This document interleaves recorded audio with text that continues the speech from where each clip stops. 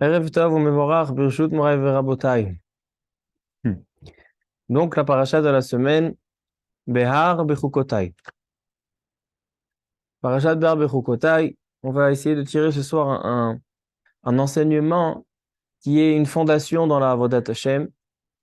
Et je voudrais parler du thème de la place du cœur de l'homme dans son service divin. Comme nous dit la Gemara, Masechet Sanhedrin, Kadosh Baruch Hu Rahamana Liba Ba'eh. Kadosh Baruch Hu recherche le cœur. Et on va essayer aujourd'hui de comprendre et de définir un petit peu qu'est-ce que c'est. Lorsqu'on parle de tous les jours, on récite dans Kriyat Shema. Ve'ahavta et Hashem Elokecha. Bechol levavecha, uvchol nafshecha, uvchol meodecha. On parle de trois étapes. On doit aimer Akadosh Baruch Hu de tout notre cœur, bechol levavecha. Bechol nafshecha, c'est de toute notre âme. Et bechol meodecha, de toute notre fortune. Alors, notre âme et fortune, je comprends. Ça, c'est donner sa vie, et ça, c'est donner son argent. Mais bechol levavecha, de tout son cœur, qu'est-ce que ça vient ajouter? Alors donc, ça sera le thème qu'on va essayer de tirer de notre paracha, les deux parachiotes, et on va ramener Bezrat Hashem. En deux mots, je survole le Nefesh HaChaim, Rabbi Chaim de Volojin, dans son grand livre Nefesh HaChaim Sha'arat Tefila, dans le chapitre 11. Il ramène là-bas un Midrash Rabbah dans Shir HaShirim. Dans Shir HaShirim, il est écrit Achat hi yonati tamati. Kadosh Baruch Hu, il appelle le peuple juif Tamati. C'est quoi Tamati? Il dit le Midrash, Al tikre Tamati et la Teomati. Teomati veut dire ma jumelle. D'accord? Nous et Akadosh Baruch Hu, on est des jumeaux. Comme ça, Akadosh Baruch Hu nous qualifie, on est des jumeaux. Il dit le Midrash Rabbah, quelque chose d'étonnant, que vous allez apprécier d'entendre. Il dit le Midrash Rabbah, d'accord? C'est des Tanaïm, il y a 2000 ans. Il dit de la même manière que quand il y a des vrais jumeaux, alors lorsque un il a mal à la tête, le deuxième il le ressent. Vous connaissez ce phénomène? Quand il y a un qui a mal à la tête, le frère jumeau il est à des kilomètres, des centaines de kilomètres et il le ressent. Alors c'est comme ça qu'Akadosh Baruch Hu. Lorsqu'Akadosh Baruch Hu a mal quelque part qui viachol, nous aussi on le ressent. Et lorsque nous on a mal, Akadosh Baruch Hu il le ressent. Alors ça c'est un petit peu qu'on va essayer de définir ce soir, la place du cœur dans notre service, dans notre mission sur terre.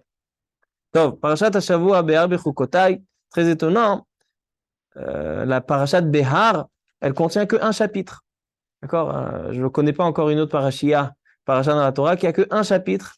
Et Parashat Bechukotai en contient deux, ça fait en tout trois chapitres. Alors, Parashat Behar nous parle au commencement des enseignements qui ont été enseignés au Har Sinai. On va voir tout à l'heure, tout de suite, pourquoi, le Rashi bien connu, mais voici les enseignements qui ont été enseignés au Har Sinai. Donc, la mitzvah de la Shemitah, d'accord? La mitzvah de la Shemitah, la mitzvah du Yovel, d'accord? La 7e année, on arrête de travailler les terres, et la 50e année, c'est une année, non seulement qu'on n'a pas retravaillé la terre, mais chaque terre revient à son propriétaire. Si moi, j'ai vendu une maison, alors au Yovel, ça revient. Il y a quelques exceptions. C'est une maison dans une ville entourée de murailles, depuis Yehoshua Binoun, les Lévi'im, d'accord, les Lévi'im, eux, chez eux, il n'y a pas de notion, ils peuvent toujours récupérer leurs terres. Ça, c'est le premier sujet de la paracha. Le deuxième sujet de paracha de Behar, c'est lorsque notre ami va un petit peu, sa situation financière va un petit peu se dégrader. Ki amur achicha, ou machar, il va vendre sa maison. Alors donc, on a quelques faveurs, on a quelques privilèges qu'on va faire à ce pauvre monsieur qui a été contraint à vendre sa maison à cause de son état financier. Il va avoir une possibilité d'être goël, c'est-à-dire de récupérer son bien dès que sa situation va se stabiliser. Ensuite, on a l'interdiction du prêt avec intérêt, ce qui s'appelle Issour Ribit. Ensuite, on a l'interdit de Ona'a. Ona'a, ça peut être Ona'at Mamon, Ona'at Devarim, comme on va voir tout à l'heure. C'est quoi Ona'a? Ona'a, c'est en quelque sorte tromper l'autre.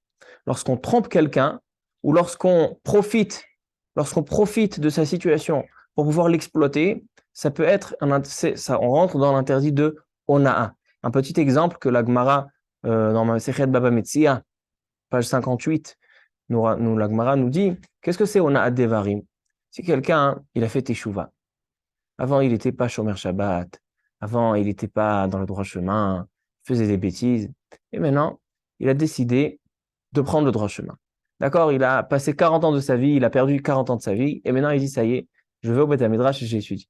Vient Réhouven, et tous les jours, il lui dit, dès qu'ils ont une discussion, dès qu'ils ont une dispute, il dit, mais qui tu crois que tu es, toi? Tu te rappelles qui tu étais il y a quelques années? Je veux que je te rappelle quel bandit tu étais? Ça, c'est un interdit de la Torah. Quelqu'un qui fait ça, il transgresse l'interdit de la Torah de Ona'at Dvarim. Ainsi, c'est pareil pour le converti. Même quelqu'un qui va se renseigner sur, écoutez bien, quelqu'un qui rentre dans un magasin, il fait croire qu'il veut acheter lorsqu'il n'a pas d'argent pour acheter. Il fait croire au vendeur qu'il va lui acheter. Je ne parle pas à quelqu'un qui vient se renseigner. Quelqu'un qui vient se renseigner, ça c'est Da'at Bene Adam. Les gens, ils savent qu'il y a des personnes qui rentrent pour se renseigner. Mais quelqu'un qui va faire croire qu'il veut acheter, lorsqu'il ne compte pas du tout acheter, puisqu'il n'a pas les moyens, il transgresse aussi l'interdit de Ona'at Devarim. Ça aussi, c'est mentionné dans le parasha. Ensuite, on a l'interdiction de Avodah Zarah, Shabbat et Mikdash, des choses qui sont bien connues. Ça, c'est Parashat Behar. Parashat Bechukotai nous parle bien évidemment, Parashat Bechukotai, des brachot et des klalot. Bénédiction et malédiction. Im Bechukotai telechu, si vous suivrez les chemins d'Akadosh Baruch Hu, alors vous recevrez beaucoup de bénédictions. Par contre, si vous ne serez pas dans le droit chemin, vous n'allez pas tenir et respecter les lois qu'Akadosh Baruch Hu vous transmet par l'intermédiaire de la Torah, alors là, il y aura des klalot. D'accord? Et la paracha se termine avec les erkecha. C'est quoi erkecha? Erkecha, ça vient du mot erer. Erer, c'est valeur. Un homme, chaque homme, selon son âge, selon si c'est un garçon ou si c'est une fille, s'il est jeune ou vieux, il a une valeur. Quelle est la nafkamina? Quelle est la conséquence? C'est que si quelqu'un il dit, moi, je donne, je fais un don au Beth Amikdash de ma valeur, de la valeur de ma femme, de la valeur de mon fils. Il veut faire un don, un neder erkecha, qui est en considération avec la valeur. Alors donc la Torah, elle dit exactement, celui qui est jusqu'à 20 ans, il est bien costaud, il a tant et tant. Celui à partir de 20 ans, il est encore plus fort. Celui à partir de 60 ans, il commence à vieillir. Alors donc, j'ai pas envie de vexer les plus de 60 ans. Mais en tout cas, comme ça, la Torah nous dit. En tout cas, chaque chose, chaque personne, chaque individu a une valeur. Et le Baal HaTurim nous donne quelque chose de très interpellant. Il dit le Baal HaTurim, si tu fais le compte, à la fin de Bechukotai, tu fais le compte de tous les erkecha, tu prends celui qui est jeune, celui qui est vieux, l'homme, la femme, tu fais le compte de tous les shkalim, on va mesurer ça en shkalim, tu fais le compte, il va te sortir 143 shkalim. Dit le Baal HaTurim, le fils du Rosh, Rabbeinu Yaakov Baal HaTurim, il dit, ces 43 shkalim, ils viennent en fait contrer et ils viennent en fait épargner les 143 klalot qui se trouvent entre la parashat Bechukotai et la parashat Kitavo. Dans la Torah, si on va faire une accumulation, accumuler les malédictions entre Parashat Bechukotai et Parashat Kitavo, on en a 45 ici et 98 dans Parashat Kitavo, ce qui fait en tout 143. Maintenant, j'avais dit il y a 2 ans, quand c'était le Hasson, le drame qu'il y a eu à Méron, et on était exactement dans Parashat HaShavuot Ber Bechukotai. J'avais vu ce Baal HaTurim, tout de suite, ça m'a interpellé. On voit que les klalot dans Parashat Bechukotai contiennent 45 malédictions.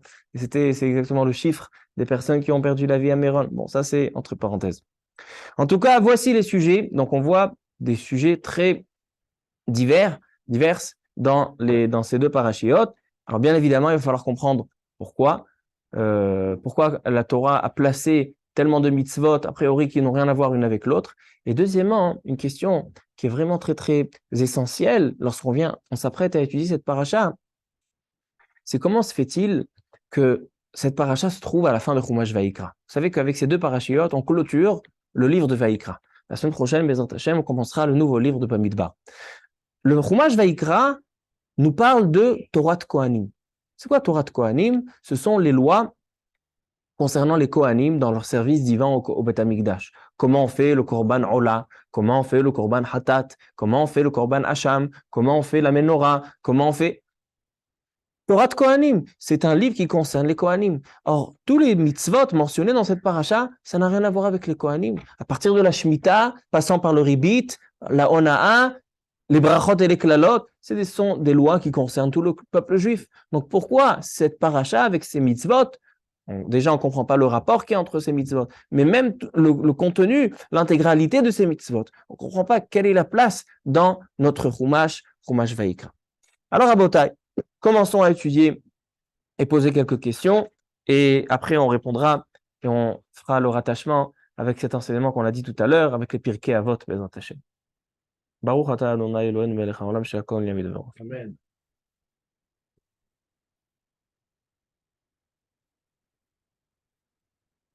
Étudions ensemble le premier Rashi de la paracha, un des Rashis les plus connus. Je crois après le premier Rashi de Bereshit, je crois que c'est un des Rashis les plus connus, mais on a toujours de quoi être mechadesh.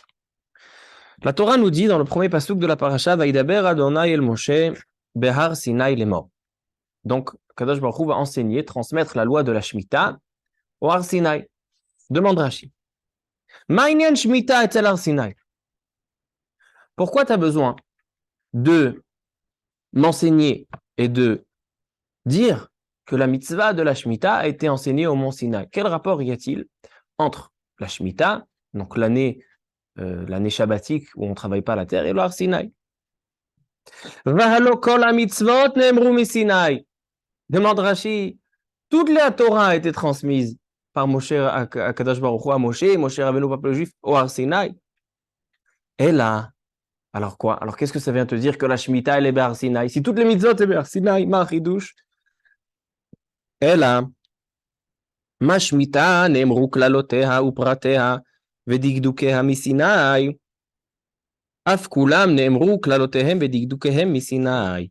Ça vient te dire que de la même manière que la mitzvah de la Shemitah est ramenée tellement en détail, elle est tellement détaillée, cette mitzvah dans notre paracha, ça veut te dire que de la même manière que la mitzvah de la Shemitah a été enseignée, elle et toutes ces petites conditions et tous ces petits détails au Har Sinaï, ainsi toute la Torah et toutes les mitzvot ont été enseignées de la même manière au Har Sinaï. Ils ont été enseignés avec tous les petits détails et tous les petits halachot et tous les petits mishnah. Comme ça nous répond Rashi. Est-ce que ça vous satisfait?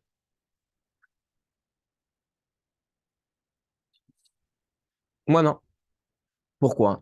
Parce que pourquoi tu as choisi la mitzvah de la Shemitah? Prends-moi une autre mitzvah qui est détaillée dans la Torah. Tu dis, comme la mitzvah, disons, des téphilines, elle a été enseignée, détaillée au Har Sinaï, ainsi que les mitzvahs. Pourquoi la mitzvah de la Shemitah? C'est des conséquences. Alors, Rabbi Gilbert, il ramène un Rashi qui ne répond pas à ça.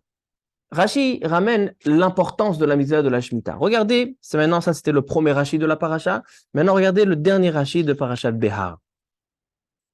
Rashi va nous expliquer un petit peu le rapport qu'il y a dans les sujets de notre paracha. Dans le Perek Kavav, Pasuk Aleph, il est écrit dans la Torah. Lo ta'asu lachem elilim. Il est interdit que vous fabriquiez des idoles, ou pesel u'matzeva lo takimu lachem, etc. Dit Rashi. Alors je vais quelques lignes après le commencement de Rashi. Rashi il dit ve'af haparashiot halalu. Vous avez? Il dit Rashi. Ve'af haparashiot halalu ne'emru ala seder. Dit Rashi, sache que tous les sujets, les thèmes évoqués dans notre paracha, ils ont un ordre bien précis. Batrila ezhira la shvi'it. La première mitzvah, on t'a parlé de la mitzvah de la shvi'it, la 7e année, de dire que tu dois respecter la Shemitah. Ve'im chamad mamon venechshad ala shvi'it. Par contre, si un juif ne tient pas à ce nisayon, à cette épreuve, de ne pas labourer son champ, de ne pas travailler pendant toute une année, et il va quand même travailler, venechshad ala shvi'it, qu'est-ce qui va se passer? S'il manque de emuna et il va tomber pour de l'argent, alors qu'est-ce qui va se passer? Sofo limkor metaltelav. Alors qu'est-ce qui va se passer? Il va se passer le cas où le juif qui se dégrade dans son état financier. D'accord? On a dit que c'était la deuxième mitzvah. Alors donc en fait, les mitzvot de nos parachas, c'est une succession c'est l'ordre des choses. Celui qui ne va pas respecter la Shemitah, alors il descendra, puisqu'il a manqué de Emouna, il descendra dans son état financier. Les karsamar, vechitim keru memkar. C'est pour ça que puisqu'il va vendre ses affaires, alors donc la Torah nous donne les conditions. Qu'est-ce qu'il est permis de faire lorsqu'on veut faire du business? Qu'est-ce qui est interdit? On n'a pas le droit de faire ona'a, de faire croire à l'autre. On n'a pas le droit de profiter, d'exploiter. On n'a pas le droit de faire du prêt avec intérêt. Davar nikna miyad liad. Lo chazar bo sauf mocher achuzato. Au début, il va vendre son mobilier. Mais s'il n'a toujours pas fait teshuva, alors il va vendre son immobilier. C'est pour ça qu'on a les lois de celui qui vend une maison. Est-ce qu'il peut récupérer? Est-ce qu'il peut le racheter? Le yovel? Lo chazarbo. S'il n'a toujours pas fait teshuva, sauf mocheret beto, il va vendre sa maison. Lo chazarbo. Si toujours ça lui a pas suffi, sauf lo veberibit, il va devoir faire des prêts avec intérêt. Kol elu acharonot kashot min harishonot. C'est-à-dire qu'il y a une dégradation, il y a une dégradation lorsque l'homme manque de émouna. D'accord, ça c'est Rashi que Rabbi Gilbert il a évoqué. Donc Rashi en fait il explique un lien entre les thèmes, certains thèmes dans la paracha. Mais Rashi ça nous répond pas pourquoi la mitzvah de la Shemitah est si mis en relief quand on vient nous enseigner que au Har Sinaï on nous a enseigné toutes les lois, les halachot et les pratim, on a choisi la mitzvah de la Shemitah. Qu'est-ce qu'il y a de si particulier dans la mitzvah de la Shemitah? Voici notre première question. Deuxième question, on va étudier encore un Rashi. Aujourd'hui, je vais vous faire travailler dur.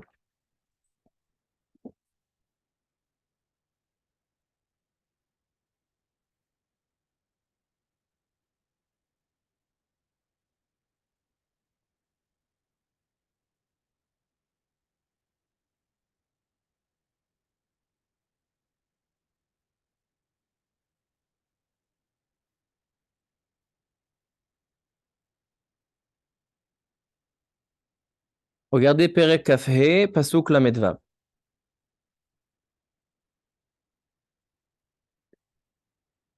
Perek Kafhe, Pasuk Lamed Vav. Nous dit la Torah. Al tikach meito neshech vetarbit. Il est interdit de prendre de celui qui demande un prêt, demander des intérêts. Veyaret ame Elohecha, et tu craigneras ton Dieu. Veche achicha imach, afin que ton frère pourra continuer à vivre. Parce que le prêt avec intérêt, c'est un engrenage. Et lorsqu'un homme rentre dans ce processus de prêt avec intérêt, en général, il s'en sort plus. Ça peut se terminer des fois même, phase de shalom. Il vient Rashi. Pourquoi dans cette mitzvah, particulièrement dans cette interdiction du prêt avec intérêt, la Torah mentionne le terme Veyareta me Elohecha. Tu craigneras ton Dieu. Dans toute la mitzvah, c'est comme ça. Pourquoi dans la mitzvah de la ribit, il est mentionné Veyareta me Elohecha? Il y a encore deux mitzvot rabotai dans notre parasha que la Torah dit Veyareta me Elohecha. C'est au sujet de la ona'a, comme on l'a dit tout à l'heure, lorsqu'un homme exploite l'autre, il lui fait croire comme si il va acheter lorsqu'il n'a pas d'argent pour acheter, et aussi dans les lois concernant les esclaves. On a dit que dans notre paracha, on a aussi le sujet de comment se comporter avec son esclave non juif. Il est écrit dans la Torah, Lo ta'avod bo avodat parech. On n'a pas le droit de lui faire un travail de souffrance, un travail inutile. Explique Rashi. Il est interdit de dire à son esclave, même si c'est ton esclave, de lui dire, voilà, fais-moi réchauffer ce verre d'eau chaude. Or, il compte même pas boire ce verre d'eau chaude. Seulement juste pour l'embêter, juste pour lui faire travailler. Il le voit en train d'avoir son pied un sur l'autre, il est en train de se rouler les pouces. Alors, il lui dit, va chauffer de l'eau. Dans ces trois interdictions, Rabotai, la Torah mentionne, non seulement que c'est interdit, mais la Torah nous dit, Veyaret ame Elohecha, et tu craigneras ton Dieu. Il dit Rashi. Pourquoi dans ces endroits c'est marqué comme ça? Les fiches et da'ato shel adam nimshechet achar haribit vekashe lifrosh imenu. Un prêt avec intérêt, c'est quelque chose qui est très très tentant. Mon voisin, mon cousin, mon beau-frère, il me demande un prêt. Maintenant, moi cet argent, j'aurais pu l'investir. J'aurais pu en faire des merveilles. Et là, je vais prendre cet argent, je vais lui faire un prêt. Alors, autant avoir un intérêt que cet argent me rapporte quelque chose. Et lui-même, il est d'accord. C'est pas, je pense que je suis pas en train de lui voler. Il est d'accord, il est intéressé de payer de la rébite. Il est intéressé de payer l'intérêt. Alors donc un homme, un homme, il a un penchant, ou morela atzmo eter bishvil maotav, שיהיו בטלות אצלו, הוא צריך לומר ויראת מאלוהיך. C'est marqué ויראת מאלוהיך. Ça c'est une explication. Écoutez la deuxième explication, Rabotai. Et ça en fait, c'est une Gemara dans Masechet Baba Metzia, dans la page 58. La Gemara nous donne une règle. Écoutez bien, une règle. Il y a plusieurs mitzvot dans la Torah, plusieurs interdictions dans la Torah où il y a marqué le terme Veyareta me'Elohecha. Pourquoi? Dit la Gemara que chaque chose que personne ne peut faire attention, seulement ils sont dans ton cœur. Il n'y a que toi qui peux le savoir. Toi, Kadosh Baruch Hu, dans ces mitzvot-là, dans ces interdictions-là, Kadosh Baruch Hu dit Veyareta me'Elohecha. Sache que même si personne ne peut faire attention, moi je sais. Manger pas cachère, c'est quelque chose qui est visible. Tout le monde peut le voir. Voler, c'est visible. Mais il y a certaines mitzvot dans la Torah que personne ne peut voir. C'est quelque chose qui est massour la lèvre, qui est une confidence dans ton cœur. Et ça, la Torah nous dit Ve'aret amelcha, tu craigneras ton Dieu. Malgré que personne n'est au courant, Kadosh Baruch Hu, il connaît ton cœur. Et voici, dit Rashi, Atole ma'otav benochri kede le'alvotam le'Israël beribit. Ça, c'est une Gemara. Quelqu'un, vous savez que on a droit, avec le goy, le non-juif, on a droit de faire le prêt avec intérêt. Seulement un juif avec un juif. Quelqu'un qui prend de l'argent du non-juif, un juif qui veut prendre de l'argent d'un goy, et il veut faire des prêts avec intérêt avec. Moutard. Maintenant, celui qui est tolé, ma'otav benochri. Il va chez son ami, il lui dit, regarde, mon argent, c'est pas mon argent. C'est un argent d'un goy. C'est pas vrai, c'est son argent. Mais il dit, il est tolé ma'otav benochri. Pourquoi? Afin de pouvoir lui faire un prêt avec intérêt, beribit. Ça, il dit Rashi, c'est Massour la lève. Personne ne peut savoir à qui appartient cet argent. Parce que c'est à toi, c'est pas visible. La Torah te dit, Ve'aret Elohecha. Ainsi, dans l'interdiction de faire dire à son esclave, va me chauffer mon verre, lorsque j'ai pas du tout l'intention de le boire. Est-ce que, au moment de l'interdiction, on va savoir, est-ce que tu veux le boire, tu veux pas le boire? Peut-être que j'ai voulu le boire et après j'ai changé d'avis. C'est Massour la lève.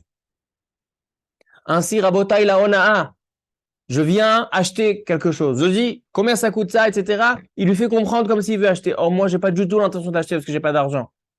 Quelqu'un peut le savoir, c'est visible? C'est pas visible. C'est Massour la lèvre.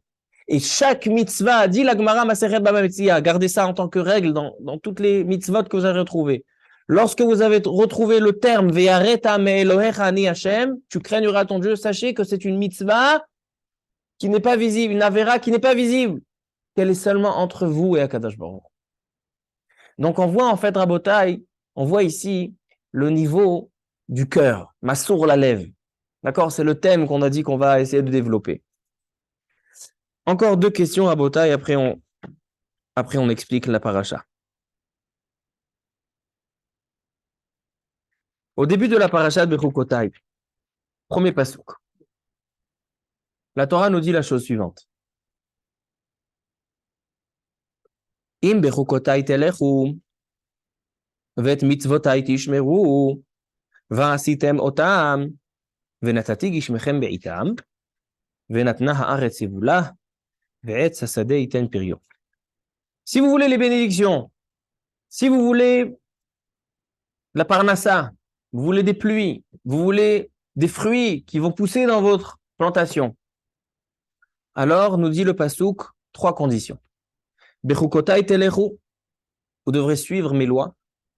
Vet mitzvotai tishmeru, et vous respecterez les mitzvot. Va'asitem otam, et vous allez les accomplir. Vous êtes d'accord avec cette phrase?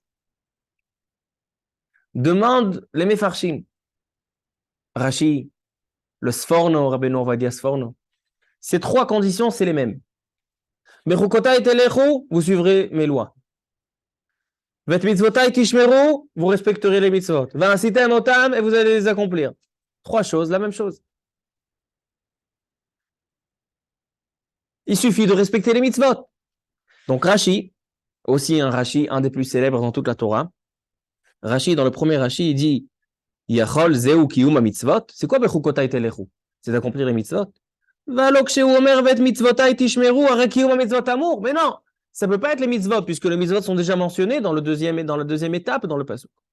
Amani mekayem bechukotai telechu. Alors c'est quoi bechukotai telechu? C'est trois la même chose. Il dit Rashi shetihiyu amelim batorah. Que vous soyez amelim. Amelim, efforcer, faire des efforts dans la Torah. Si on veut avoir la bénédiction, il ne suffit pas d'être juste et d'aller à la tefila le matin, d'avoir son étude, de faire Birkat Amazon, de faire Shabbat, Kashrut, ça ne suffit pas. Et une deuxième condition, Amelim Batorah. C'est quoi Amelim Batorah? Investi dans la Torah. C'est quoi investi? C'est quoi se fatiguer? Il y a une mitzvah d'être fatigué. C'est-à-dire si Rabbi Gilbert il a l'habitude d'aller dormir le soir à 8 heures du soir. Est-ce qu'il y a une mitzvah qu'il aille dormir à 9 heures du soir? Amelim Batorah, c'est un état d'esprit. C'est quoi un état d'esprit? Quelqu'un que pour lui, il est Amel Batorah. Lui, il sait que pour la Torah, il faut s'investir. Alors, ce sont des choses qui peuvent se montrer dans des détails.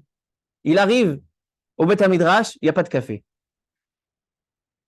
Ah, ce gabaye, il m'a ruiné la matinée. Il n'y a pas de café. L'après-midi, il arrive au Beth Midrash, il fait chaud. La clim ne marche pas. Alors, il y a deux types de personnes. Il y en a un, il va passer son après-midi au lieu d'étudier, à essayer d'appeler, faire des téléphones. Et pourquoi ça? Et pourquoi ça? Et j'ai payé la cotisation du Beth Knesset. Pourquoi il n'y a pas de clim? Pourquoi il n'y a pas de café? Ou bien il va dire, moi j'ai trop chaud, je rentre. Celui qui a Amel Batorah, c'est pas qu'il va essayer de surmonter, il va essayer d'aller dormir plus tard, non. C'est qu'il fait pas attention. Il n'a pas fait attention. D'accord, ben il fait un peu chaud, c'est pas grave, on ouvre la fenêtre. J'ai pas terminé mon Dafayomi. Alors tous les jours, je vais dormir à 8 heures. C'est pas grave, j'irai dormir à 9 heures. Amelim Batorah, il n'y a pas une mitzvah de se tuer, il n'y a pas une mitzvah de se fatiguer. Amelim Batorah, c'est un état d'esprit, qu'on est capable de se fatiguer sans faire attention, qu'on est capable de faire des efforts, même quand c'est difficile, et on ne fait pas attention. Pourquoi? Parce qu'on a décidé d'être investi. Quelqu'un qui ouvre une boîte, une propre boîte, il va ouvrir son propre business. Alors, tant qu'il était employé, il avait ses horaires, 9 heures, 4 heures, il n'arrivait pas une minute avant 9 heures, il ne partait pas une minute après 4 heures. Mais celui qui ouvre sa propre boîte, est-ce qu'il fait des calculs? Il peut se retrouver à 7 heures du matin jusqu'à 7 heures du soir. Pourquoi? Parce que c'est sa boîte. Il est Amel, il est investi. Donc on dit la Torah, il faut être Amel Batorah. Mais ça ne suffit pas encore. On a dit que le Passouk nous donne trois choses. Il faut respecter les mitzvot, il faut être Amel. C'est quoi la troisième chose? Varsitem Otam. C'est quoi Varsitem Otam? Ça c'est déjà Shmartem et mitzvot. C'est quoi, à ton avis, c'est quoi garder les mitzvot? C'est de les mettre dans un coin et de les garder. Attention, ne touchez pas, hein, moi je les garde. Garder les mitzvot, c'est les observer, c'est les accomplir. C'est quoi Varsitem Otam? Parce qu'il dit trois conditions pour avoir les bénédictions. Hein? Elle est belle la question.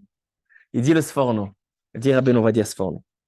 Va'asitem otam, ve'az yeh lachem ze hashlemut baqinyan, be'ofen sheta'asu otam, kemo po'alim atov birtzon nafshechem. לא כמצווים ועושים מיראה, אשר בזה יהיה עושה מתפעל בצד מה, אבל תעשו מאהבה, חפצים ברצון האל כאומרם, עשה רצונו כרצונך. J'explique et je traduis ce qu'il dit le Sforno. Dvarim niflaim. Il dit le Sforno, il faut d'abord faire les mitzvot. Ça, c'est toutes les mitzvot. Chaque juif, il est obligé de faire les mitzvot.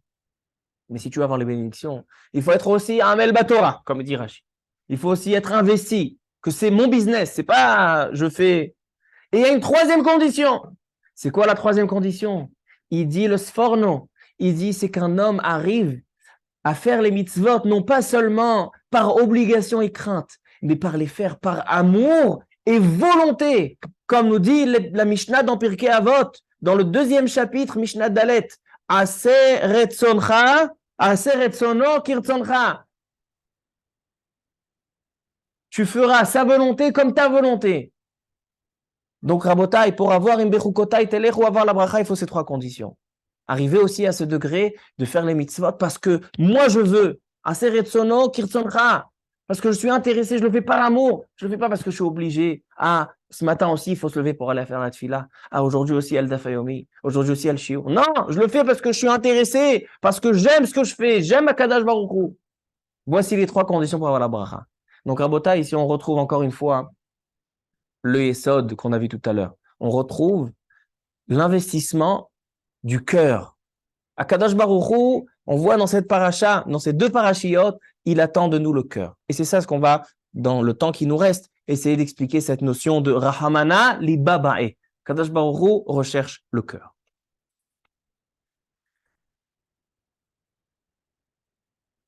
Qu'est-ce que ça veut dire?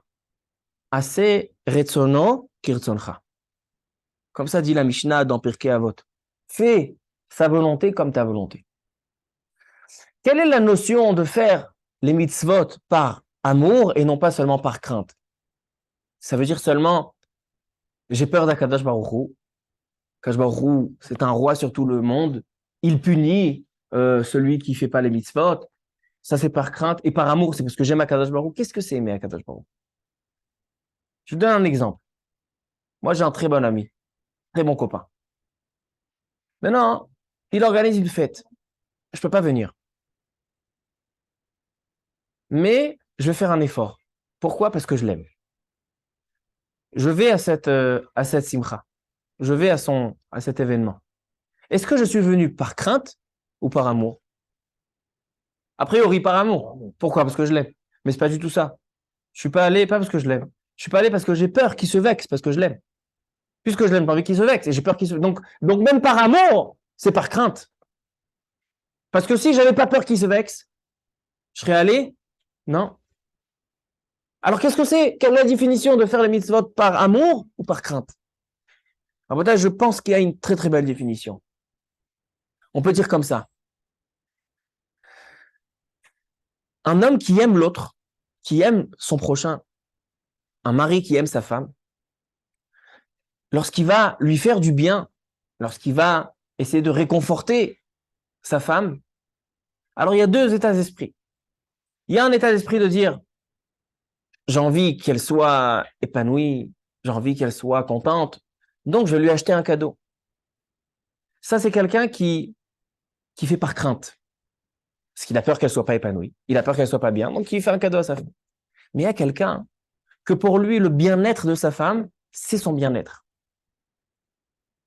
C'est une nuance qui change tout. Lorsqu'un homme aime sa femme à tel point que le bien-être de sa femme, c'est son propre bien-être. Lui, il est content lorsque sa femme est bien. Alors ça, c'est faire par amour. Et je vais définir. Faire par crainte veut dire faire pour l'autre. Mais faire par amour veut dire faire pour soi-même. Pourquoi? Parce que celui que pour lui-même, ça ne lui change rien. Lui, il aurait préféré dormir à la place que d'aller à cet événement. Mais il ne veut pas qu'il se vexe. Alors ça, c'est quelqu'un qui fait par crainte. Mais quelqu'un qui dit, mais j'ai pas envie de dormir, parce que moi, j'ai envie de réjouir mon ami, parce que lorsque mon ami est réjoui, moi, je me réjouis. Donc, je vais rester dormir lorsque je peux me réjouir. Donc, en fait, la définition entre avodat, beira, par crainte et par amour, c'est que beira, c'est faire pour l'autre. Même si je l'aime, mais c'est beira, c'est par crainte. Et faire par amour, c'est lorsque j'arrive à comprendre et à concevoir que lorsque je fais du bien pour autrui, je fais du bien pour moi-même.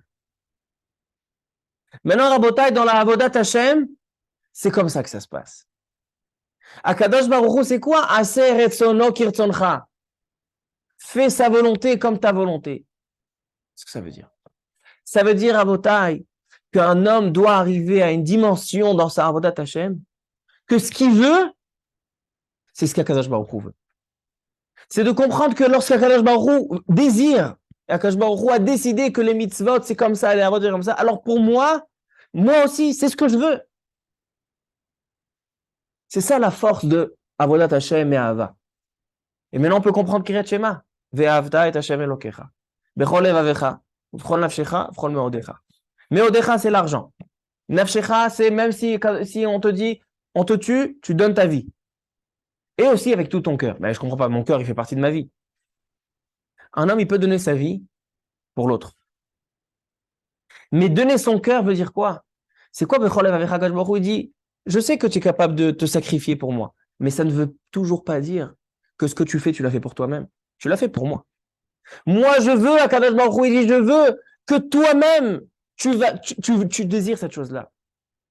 C'est ça, Bechol Levavecha. C'est encore une dimension plus élevée que Bechol Nafshecha. C'est plus que donner sa vie. C'est lorsqu'un homme donne son cœur. C'est quoi donner son cœur? C'est lorsque je transforme ma volonté en sa volonté. Lorsque j'arrive à comprendre que faire du bien à l'autre, c'est faire du bien à moi-même. Maintenant, je comprends encore un passouk à Botaï. Ve'avta l'ereacha kamocha. Aimer son prochain comme soi-même. Tout le monde pose la question, mais comment je peux aimer mon copain comme moi-même? Moi, je pense donner une explication, selon ce qu'on vient de dire. Ve'avta l'ereacha kamocha. Quel est le vrai amour entre un homme et son prochain, entre un mari et une femme? C'est lorsque, quand je fais du bien à l'autre, je lui témoigne mon amour, je considère que je me fais du bien à moi-même. Comme on a dit, il y a deux états d'esprit, un homme avec une femme. Il y a un homme qui veut avoir Shalom Bayit. C'est quoi Shalom Bayit? Quand j'arrive à la maison, qu'il n'y ait pas d'incident diplomatique. J'ai envie qu'elle soit calme. Donc, je vais lui acheter un cadeau, je vais lui offrir des fleurs. Ça, c'est quelqu'un qui fait par ira. Il a peur qu'il se passe des choses. Il a peur que la stabilité de la maison ne soit pas déstabilisée. Alors, il calme le feu. Mais il y a quelqu'un qui fait parce que le bien-être de sa femme, c'est son bien-être. Ça, c'est fermé à Ava. C'est pour ça que Shir HaShirim, il a été entièrement... C'est quoi Shir HaShirim? C'est la relation entre Akadosh Baruch Hu et Am Israël. Et il a été, comme ça il dit le Rambam, Perek HaSirim el Chotshuva. Et il dit que c'est pour ça que Shir HaShirim, comment Akadosh Baruch Hu symbolise son lien avec l'homme, avec les Juifs, par l'amour d'un homme avec une femme. Parce que l'homme avec une femme, il peut arriver à cette dimension lorsque c'est une unité, à tel point de dire que lorsque je fais du bien à ma femme, c'est pas que j'ai fait du bien à l'autre, c'est que je me suis fait du bien à moi-même. C'est ça la profondeur de ce kécher, de ce rapport et de ce lien. Maintenant, Rabotai, on peut comprendre le sens de la paracha. On a dit que le sommet de la paracha, c'est la Shemitah. Il rapporte Rashi que la Shemitah, elle est si importante que si on ne respecte pas la Shemitah, alors on peut être exilé de la terre, on peut avoir la destruction du Beth Amikdash. Et les 70 ans, ça s'est ramené en bas, la Tourim, 70 ans de Galout Bavel, l'exil de Bavel, c'est 70 ans, ce sont les 70 ans que les Béné Israël n'ont pas respecté la Shemitah. 70 années de Shemitah. Pourquoi c'est si grave? Ainsi, la Mishnah dans Pirkei Avot nous dit que la Shemitah, ça peut être cause de destruction du Beth Amikdash. Pourquoi? Il y a ni karet, ni skila. Quelqu'un qui ne respecte pas la Shemitah, c'est pas si grave. Alors pourquoi? Sur la Shemitah Rabotai, on nous dit Giboré Koach, Osé Devaro. La Gemara dans Gitin ramène le passage. Giboré Koach, Osé Devaro, c'est de pouvoir, un homme qui est capable de laisser sa terre, de ne pas la travailler pendant une année, d'être Gibor Koach. C'est quoi Gibor? On a dit la Mishnah, Ezeu Gibor Kovesh et Titzro. La Gvora, elle est dans le cœur de l'homme. C'est-à-dire que quelqu'un qui ne se met pas dans sa tête que lorsqu'il fait des mitzvot, il est censé arriver à tel point que les mitzvot, c'est sa volonté. C'est pas seulement je fais la volonté d'Hachem. J'ai transformé la volonté d'Hachem en ma volonté. Comme ça aussi explique Rabbeinu Yonah de Géronde, dans Pirkei Avot sur cette Mishnah. Il dit, c'est quoi Aseret Sono Kirtzoncha? C'est rendre que ma volonté, c'est pas il y a ma volonté et il y a la volonté d'Hachem. Et moi, je vais aujourd'hui décider de faire sa volonté. Non, c'est transformer, faire une seule volonté. Moi, c'est la volonté d'Hachem. Et à ce moment-là, si moi je fais la volonté d'Hachem, Akadosh Baruch Hu, il fera ma volonté. Et c'est ça les brachot. Pourquoi la bénédiction qu'on a envers l'homme qui suit ces trois conditions, on a dit pourquoi la bracha, elle est la parnassa, elle est la bracha, elle est la refoua? Pourquoi? À mon avis, c'est automatique. Parce que lorsque l'homme arrive à un tel point d'accomplir les mitzvot, à ce niveau-là, que ce qu'il veut faire, c'est Akadosh Baruch Hu. Ma volonté, c'est ce qu'il veut Akadosh Baruch Hu, comme il dit le Sforno. C'est ça avec mitzvah va'asitem otam. Il dit c'est la sototam be'ahava ve'beretzon nafshechem be'nefesh chafetza. alors là, automatiquement, Aser etzono kirtzoncha, kede, afin, chez Aser etzoncha kirtzono. Et Akadosh Baruch Hu, toutes tes volontés, tous tes désirs et tes besoins, il les remplira parce que maintenant, il y a une seule volonté. Et Rabotai, je voudrais, sur ce point-là, ajouter encore, maintenant qu'on a compris que faire les mitzvot me'ava, par amour pour Hachem, pas seulement parce que j'aime Hachem, et donc j'ai envie de faire ce qu'il veut. Non. Et faire les mitzvot pour Hachem, par amour, on veut dire, c'est que maintenant, moi, je suis intéressé de faire ces mitzvot. C'est ma volonté maintenant de le faire. Il y a un deuxième étage à ce Yesod. Il y a encore un point à ajouter. C'est ce qu'on a dit tout à l'heure. Amelim Batorah. La deuxième condition, c'est Amelim Batorah, être investi. On a dit une chose intéressante. Lorsqu'un homme a l'habitude d'aller dormir le soir à 11h du soir, il vient chez le Rav. Il lui demande, Rav, moi je suis réglé, je me vais dormir à 10h du soir. Est-ce que j'ai une mitzvah d'aller dormir à 11h du soir et d'étudier encore une heure afin d'être Amel Batorah? À mon avis, la réponse est négative. Non, tu n'as pas de mitzvah. Pourquoi? Parce que Amelim Batorah, c'est un état d'esprit qui dit que puisque la Torah, c'est mon investissement, et la Torah, c'est quelque chose dans lequel je m'investis, je m'efforce, il n'est pas censé avoir de questions comme ça chez le Rav. Si je pose cette question, c'est que je ne suis pas Amel Batorah. C'est comme l'employé. L'employé, il commence à 9h, il termine à 4h. Il ne sera pas une minute avant 9h et il ne partira pas une minute après 4h. Mais lorsque un homme ouvre sa propre boîte, lorsqu'il a ouvert son propre business, il ne se pose pas la question à quelle heure il arrive, à quelle heure il s'en va. Parce qu'il est en train de se réaliser. Vous comprenez ce que je dis ou non? Donc celui qui appelle le Rav, est-ce que j'ai mitzvah d'aller dormir à 11h? Après, il va me rappeler le lendemain. Hier, j'ai dormi à 11h. Peut-être aujourd'hui une mitzvah d'aller dormir à minuit. Tu n'as pas compris ce que c'est un Amel Batorah. Un Amel Batorah, c'est celui qui ne se pose pas la question parce qu'il ne fait pas attention. Celui qui arrive au Beth Midrash, il n'y a pas de café. Alors, il ne se pose pas la question maintenant, hein, qui c'est le coupable, où je vais acheter, où elle va connaître la plus proche. Quelqu'un qui arrive, il n'y a pas de clim. Il ne va pas commencer à remuer ciel et terre. Pourquoi il n'y a pas de clim? Parce qu'il est un Amel Batorah. Moi, maintenant, j'ai une mission. Quelqu'un qui arrive dans sa boîte le matin et il voit qu'il n'y a pas de petit déjeuner dans le frigidaire. Est-ce qu'il va passer sa matinée à aller chercher un petit déjeuner? Est-ce qu'il va passer son après-midi à chercher la télécommande et savoir comment on allume la clim? Il est en pleine mission. Il a un investissement entre les mains. Tu veux qu'il perde? Tu veux qu'il perde son investissement? Un investissement, c'est une fois dans la vie. La définition de Amel Batorah, c'est ça. C'est-à-dire que lorsqu'un homme fait les choses par amour, c'est-à-dire que la volonté, c'est sa volonté, c'est son investissement. Les mitzvot, il prend ça comme son projet personnel. Il peut arriver à être Amel. C'est-à-dire, c'est quoi Amel? C'est-à-dire qu'un homme, dans cet état d'esprit, il peut changer les lois de la nature. Si en général, quelqu'un qui a chaud, il ne peut pas se concentrer. Quelqu'un qui n'a pas pris son café, il va avoir mal à la tête. Quelqu'un qui n'a pas son sommeil, il va être fatigué. Quelqu'un qui est dans son investissement, il ne sent pas la fatigue, il ne sent pas la soif, il ne sent pas le mal de tête, il ne sent rien. On le voit. On le voit. Employé et patron. Le patron, il sent rien, l'employé, il sent. Pourquoi? Lui, c'est son projet, l'autre, c'est pas son projet. Lui, c'est son entreprise, l'autre, c'est pas son entreprise.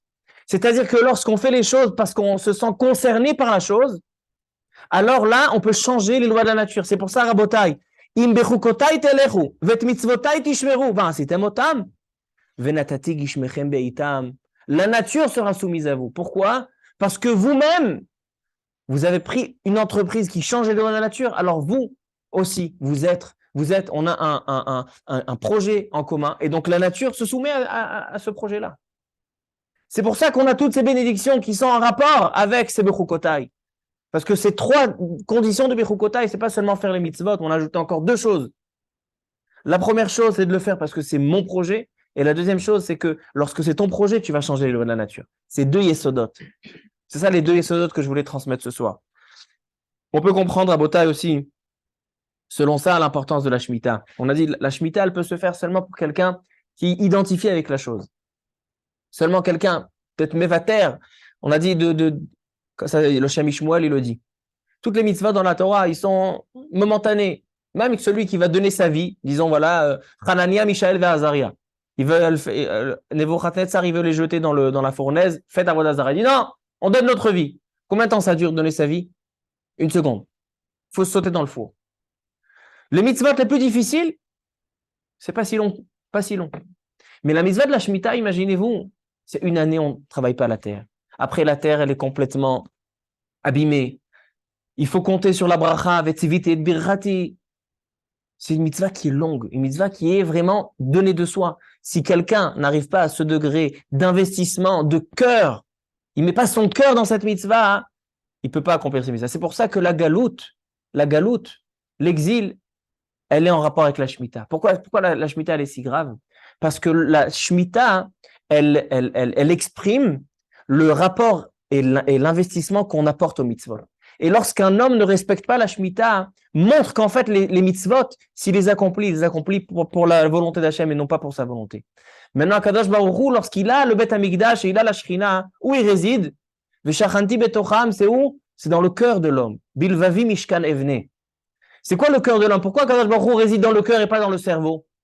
Parce que Kadosh Baruch Hu réside là où il a une présence. Et lorsqu'un homme dans son cœur a décidé que sa volonté, c'est la volonté d'Hachem, alors donc, où elle est la présence d'Hachem? Elle est dans le cœur, elle n'est pas dans le cerveau.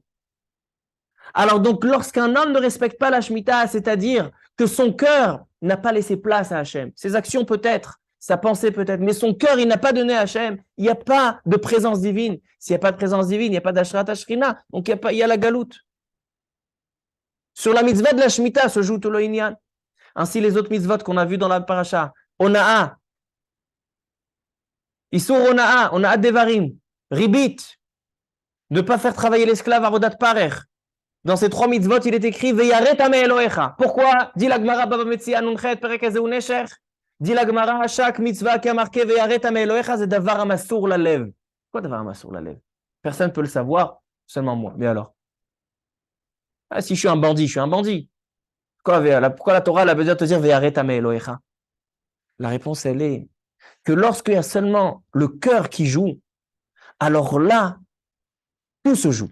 La présence d'Hachem, Rachamana Libabae.